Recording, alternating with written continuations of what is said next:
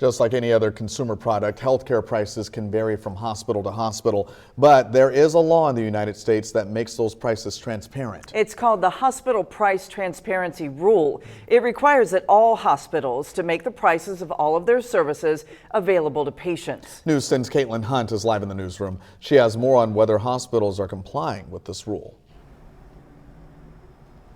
Patrice Rondrell, according to patientrightsadvocate.org, only about a third of all U.S. hospitals are in compliance with that rule. And the website claims that 2 Wabash Valley hospitals are among those not in compliance. It creates a functional and competitive market like we have everywhere else in our economy. Cynthia Fisher with patientrightsadvocate.org is one of several people making sure hospitals are compliant with the Hospital Price Transparency Rule. The national law requires all hospitals to post the prices of all of their services for customers to view. Patientrightsadvocate.org conducts a semi-annual survey to see how many hospitals are compliant, and the latest report says only a third of U.S. hospitals are obeying the law.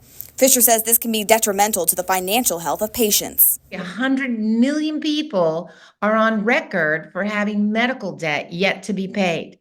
How do they know if that debt and those bills were accurate if they don't have the prices? The website's latest survey found that Indiana was above the nation's average, with 55% of all hospitals complying with the law. Still, 2 Wabash Valley hospitals are listed as not in compliance with the law: Good Samaritan in Vincennes and Regional in Terre Haute.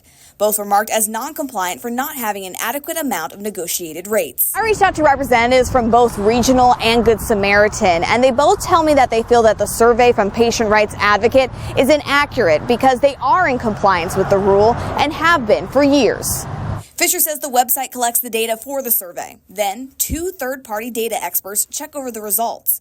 All in all, Fisher says it's up to patients to advocate for themselves and get the information they need. When we become strong as our own advocates, and what makes us that is getting access to the pricing data and holding hospitals and insurance companies accountable. And we have links to Patient Rights Advocates data and links to Good Samaritans and Regional's prices on our website. Live in the newsroom, Caitlin Hunt, News 10.